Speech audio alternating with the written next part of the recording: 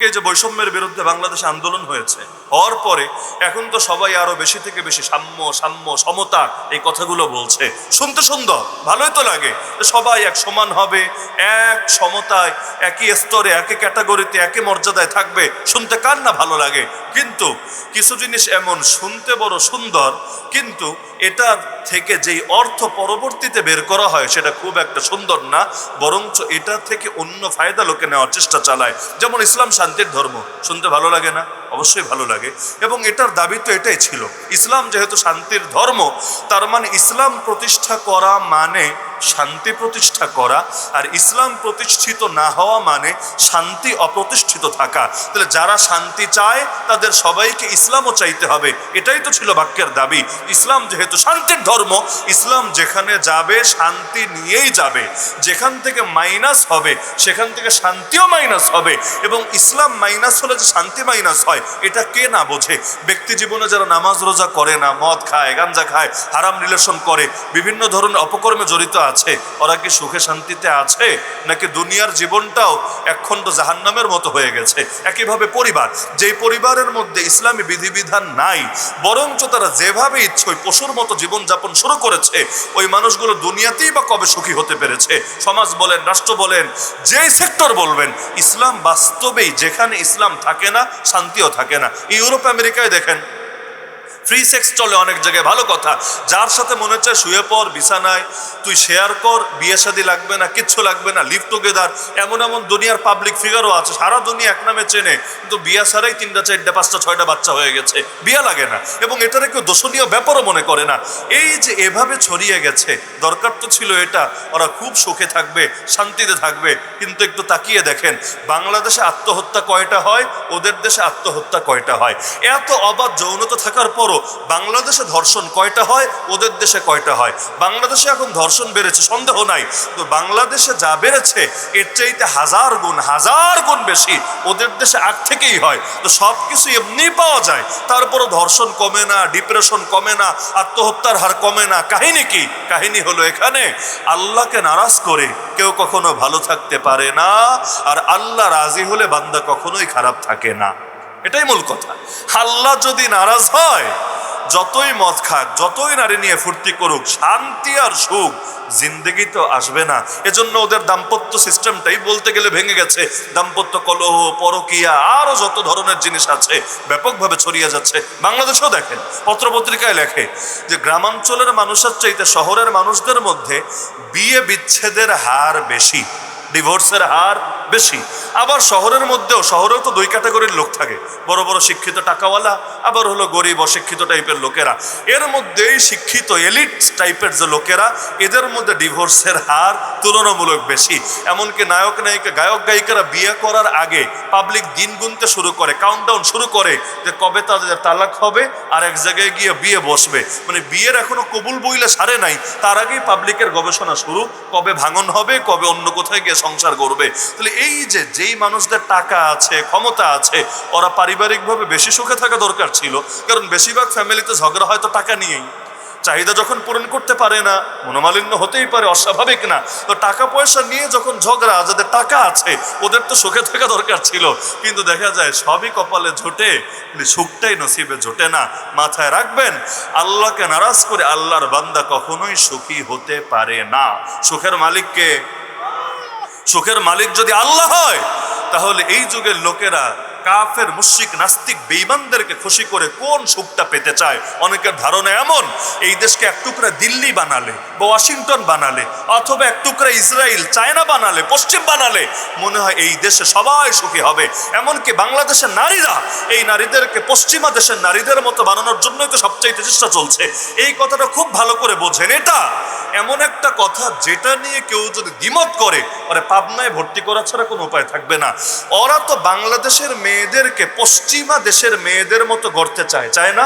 যে এই দেশের মেয়েরা মার্কিনীদের মতো হোক, এই দেশের মেয়েরা লন্ডনীদের মতো হোক, এই দেশের মেয়েরা কানাডিয়ান, অমুক অমুক দেশের নারীদের মতো হোক। কিন্তু আমাকে দেখেন, যেই দেশের নারীদের মতো ওদেরকে বানাতে চায়, ওই দেশের নারীরাও তো সুখে নাই রে, শান্তিতে নাই। ওই দেশগুলোতে ধর্ষণের হার বেশি, ডিভোর্সের হার বেশি, পরকীয়ার হার বেশি, ডিপ্রেশনের হার বেশি, আত্মহত্যার হার বেশি। তো কিসের নমুনা তোমরা সামনে এনে দিতে চাও? মানুষ ভালোটার জন্য মন্দটা ছাড়তে পারে, তো মন্দটা গ্রহণ করার জন্য ভালোটা কিভাবে ছাড়ে? হ্যাঁ, এই দেশের নারীরা বঞ্চিত হয় না এটা আমি বলবো না, এই দেশের নারীরা বিভিন্ন ক্ষেত্রে ঠকে না এই দাবি আমি করব না, কিন্তু এটা অবশ্যই করব ওই সমস্ত কাফের মুশরিক লম্পটগুলোর চাইতে এই দেশের নারীরা এখনো ভালো আছে। আর যারা এদেরকে ওদের মতো বানাতে চায় তারা এই নারীদের জীবনগুলোকেও জিন্দা জাহান্নামে পরিণত করার স্বপ্ন দেখছে। শিয়াল যদি মুরগির স্বাধীনতার পক্ষে কথা বলে বুঝবেন ডাল মে কুছ কালা জরুর হ্যায়। শিয়াল মুরগির স্বাধীনতা কেন চাইবে? হ্যাঁ, মুরগির স্বাধীনতা চাইতে পারে, তো শিয়াল যদি ফুসলায়, দেখ আমি থাকি কোনো ধরনের বাধা ছাড়া, যেখানে মনে চায় যখন মনে চায় সেখানে স্বাধীনভাবে বিচরণ করি, কিন্তু তুই একটা স্বাধীন সত্তা হওয়ার পরও দেখ তোকে নির্দিষ্ট টাইমে খাঁচায় নিয়ে ঢোকায়, খোয়ারে ঢোকায়, নির্দিষ্ট টাইমে আবার ছাড়ে। তোর জীবনের কোনো স্বাধীনতা নাই। তোর তো দরকার ছিল দেহ আমার, সিদ্ধান্ত আমার, এই টাইপের একটা পজিশন নেওয়া। ওই যে নারী কমিশন সরকারের কাছে যে রিপোর্ট দিয়েছে এর মধ্যে এই বাক্য আছে, দেহ আমার, সিদ্ধান্ত আমার। অদ্ভুত ব্যাপার। তার মানে নারীর দেহ যেহেতু তার, সিদ্ধান্ত তার, যার সাথে মনে চায় শুয়ে পড়বে, যেভাবে ইচ্ছা মনে চায় কাপড় পরবে। কিন্তু মজার বিষয় কি জানেন, এই নীতি ওরাও মানে না। নারী ছোট ছোট পোশাক পরলে তখন এটা বলে যে নারীর ব্যক্তি স্বাধীনতা, নারীর পোশাকের স্বাধীনতা, কিন্তু এই নারী বোরকা পরে, হিজাব পরে, নেকাব পরে ওদের কাছে গেলে পরীক্ষার হলে পর্যন্ত অনেক সময় ঢুকতে দিতে চায় না। দেখবেন পত্রপত্রিকায় আসে পরীক্ষার হলে স্যাররা ঢুকতে দিতে চায় নাই। কেন? চেহারাটা ঢেকে রেখেছে নেকাব দিয়ে। কারণ সে পড়ালেখা করার জন্য ইমান বিক্রি করবে না, পড়ালেখা করার জন্য চরিত্র বিক্রি করবে না, এজন্য তাকে পরীক্ষা দিতে দিচ্ছে না। আরো কত পদে পদে হয়রানি করা হচ্ছে। তখন কিন্তু এই নারীবাদী ওরফে নারীবাদীগুলোর একটা ডাকও শোনা যায় না, একটা কথাও শোনা যায় না। ওদের সব কথা হলো ওই ছোট পোশাকের মেয়েদেরকে নিয়ে, ওদের সব কথা হলো ওই মোটা মোটা টিপ দেওয়া, যাদের মগজের সাইজের চাইতেও টিপের সাইজ বড়, ওই সমস্ত মহিলাদেরকে নিয়ে। কিন্তু দিনদার নারীদের অধিকার নিয়ে ওদেরকে কখনো সরব হতে দেখা যায় না, এদের পাশে এসে দাঁড়াতে কখনোই দেখা যায় না। এগুলো বাস্তব নাকি অবাস্তব? পদে পদে এই দেশে বঞ্চনা করা হয়। এমনকি বিভিন্ন সময় ওই দেশে যদি কোনো ঝামেলা হয়, যেমন 2005-এ সারা দেশে বোমা বিস্ফোরণ হলো, এরপর কত নারীকে যে পর্দার কারণ রাস্তাঘাটে হেনস্থা করা হয়েছে, যে পর্দা তোমার বোরকার ভেতরে বোমটোম নাই তো, নাউযুবিল্লাহি মিন যালিক।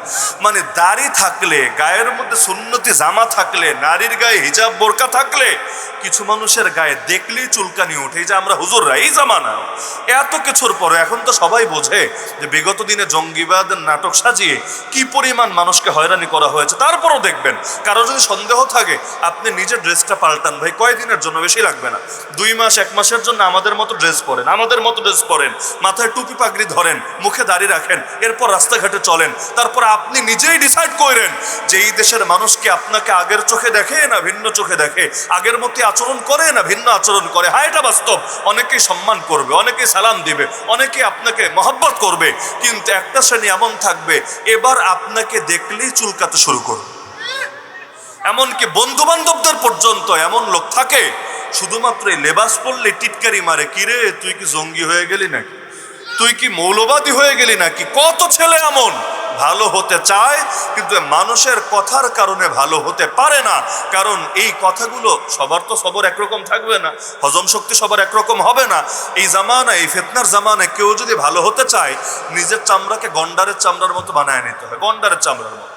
বাংলাদেশে একজন আলেমের নাম পারলে আমাকে বলেন যে আলেমকে নিয়মিত গালি দেওয়া হয়, যে কোনো আলেম, যত ঠান্ডা বলেন যত গরম বলেন, একজন মাত্র আলেমের নাম পারলে বলবেন যাকে কেউ না কেউ সকাল বিকাল রুটিন করে নিয়মিত গালি দেয় না। দিন শেষে দেখবেন সবাই গালি খায়। কেন জানেন? আল্লাহরেই তো গালি দিতে পাবলিকে ছাড়েনি। এমন দুনিয়া এসেছি আল্লাহরে গালি দেয়, নবীরে নিয়ে কার্টুন বানায়, আল্লাহ রসুলের স্ত্রীদেরকে নিয়ে পর্যন্ত ব্যঙ্গ করে, বিদ্রুপ করে। যারা আল্লাহরেই ছাড়ে না, আর আল্লাহর বান্দারে ছাড়বে কেন? যারা নবীকেই দেখতে পারে না তারা নবীর ওয়ারিসকে দেখতে পারবে কেন? এজন্য ভালো হতে চাইলে কোরআনে একটা গুণের কথা বলা আছে, বলা ইয়াখাফুনা লাউমাতা লাইম, কোন নিন্দুকের নিন্দাকে ভয় করা যাবে না। কে কি বললো সেদিকে তাকানো যাবে না। আমাকে আমার রবের কথা শুনতে হবে, আমার নবীর পথে চলতে হবে। এতে দুনিয়ার যা মরে চায় তা বলুক না। আল্লাহর নবীকে কখনো পাগল বলে গালি দিয়েছে, কখনো গণক বলেছে, জ্যোতিষী বলেছে, জাদুঘর বলেছে, কবি বলেছে, উন্মাদ বলেছে, সম্প্রদায়ের মধ্যে ফাটল সৃষ্টিকারী বলেছে, কিন্তু আল্লাহর নবী কোনো কথাই কানে নেন নাই। নবী আল্লাহ তাকে যা বলেছেন, যেভাবে বলেছেন তা করেছেন, সেভাবে করেছেন। এজন্য আমাদের করণীয় হলো যদি আল্লাহর কথা শুনতে চাই, নবীর পথে চলতে চাই, চামড়াকে গন্ডারের চামড়ার মতো বানাতে হবে, মাথার মধ্যে এটা রাখতে হবে। যদি আল্লাহর দ্বীনের কথা বললে আমাকে জঙ্গি বলে গালি দেয়, আমি জঙ্গি গালি খেতে রাজি আছি, কিন্তু আল্লাহর দ্বীনের কথা ছাড়তে রাজি না। হকের পথে চলার জন্য যদি মৌলবাদী বলে গালি দেয়, মৌলবাদী গালি খেতে রাজি আছে, তো কোরআনের একটা আয়াতও ছাড়তে রাজি না। দ্বীনের উপর চলার কারণে যদি পাবলিক আমাকে সাম্প্রদায়িক বলে টিটকারি মারে, আরে মারুক না, যার জন্য যদি জেল জুলুম জরিমানা সহ লাগে তাও কোনো ব্যাপার না, কিন্তু পৃথিবীকে খুশি করার জন্য আমার আল্লাহর আদর্শ থেকে এক চুলও আমি ছাড়তে পারি না। তো এতটুকু সবর যদি না থাকে, ফিতনার জামানায় হকের উপর কেউ চলতেও পারবে না, হক নিয়ে মরতেও পারবে না। আর এই জামানা তো এই জামানা, নবীর জামানায় মদিনার সাহাবীরা মক্কায় এসে, সবাই ঘটনা জানেন, হিজরতের আগের ঘটনা, রাতের বেলা আকাবা নামক প্রান্তরে নবীর সঙ্গে গিয়ে সাহাবীরা মিলিত হতো, আল্লাহ রসুলের কাছ থেকে দিন শিখতো, পরবর্তীতে নবীকে মক্কা ছেড়ে মদিনায় চলে আসার প্রস্তাব দিয়েছিল।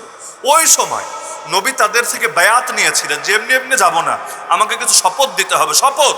ওই শপথ বাক্যগুলোর মধ্যে এই বাক্যটা ছিল। সাহাবী উবাদা বিন সামিত রাদিয়াল্লাহু আনহু বলেন, বায়আনা রাসূলুল্লাহ সাল্লাল্লাহু আলাইহি ওয়াসাল্লাম আলা সাম'i ওয়া তাআ ফি উসরিনা ওয়া ইউসরিনা ওয়া মানশাতিনা ওয়া মাকরাহিনা ওয়া আসারাতিন আলাইনা ওয়া আলা আন নাকুল আল হক হাইসুমা কুননা লা নাখাফু ফিল্লাহি লাওমাতা লাইম। লম্বা হাদিস। এর মধ্যে শেষ কথা হলো এটা যে নবীর হাতে হাত রেখে এই কথার উপর শপথ নিয়েছিলাম, এই মর্মে বায়াত দিয়েছিলাম, আরে যেখানেই থাকি না কেন, যে অবস্থায় থাকি না কেন, হকের কথা বলবোই বলবো।